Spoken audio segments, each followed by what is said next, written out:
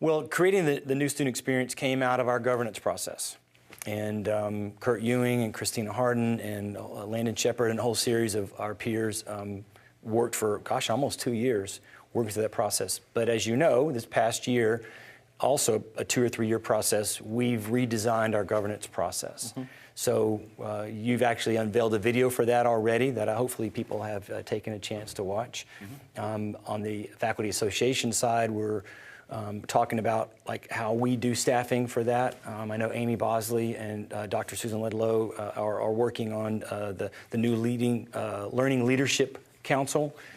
So not the specifics of that, because that's available to everybody else, but as you think about kind of a new governance system, what are your hopes and dreams, maybe? What are you seeing as maybe some of the challenges that we have as we move into a new governance system? Good questions.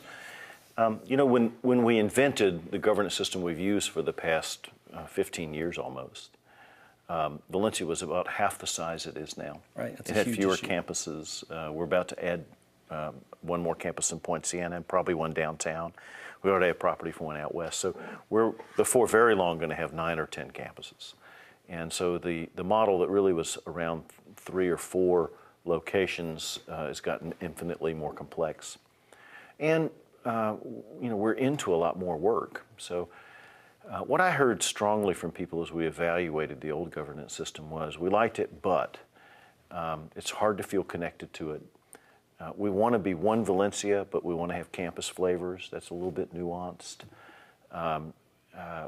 We want to be clear about who's making what decisions and how we engage if we want to influence that decision. We want to feel more agency in the organization. We want to be able to ignore it if that's something we need to do for a time and know that it's in trustworthy hands.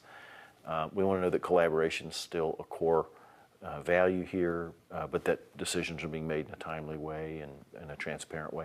All those were aspirations people expressed to us. So I spent the better part of a year visiting campuses in small groups and large groups and listening and designing together what this was all about. And then we produced this somewhat simplified model. Here's my hope for it, that the spirit of collaboration is preserved. And remember, collaboration isn't about necessarily consensus or making everybody happy. It's about getting the right people in the room to make the best decision you can make. And that means people who have to implement the decision need to be in the room when you're designing the solution. And secondly, building trust, that the motives and the processes we go through are real, authentic. They're not window dressing. This is really where the decisions are made. And so the system we've designed is aimed at that.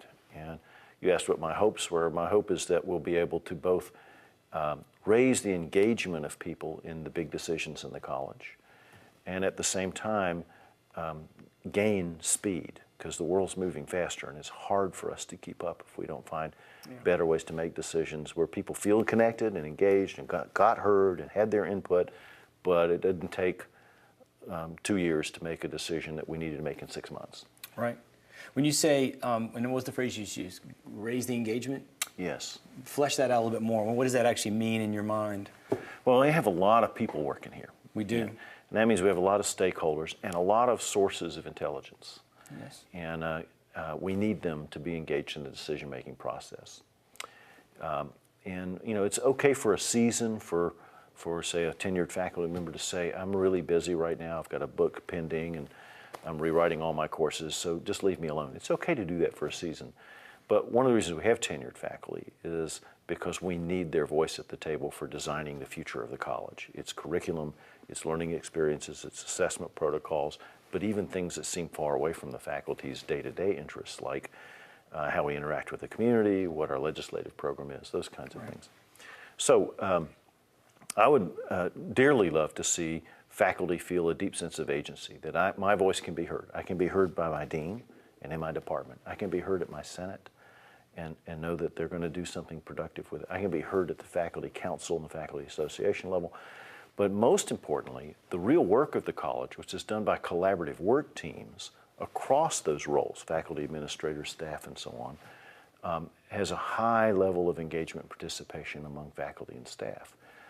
Because that's where the solutions are designed, not in the governance councils or committees, but in those work teams.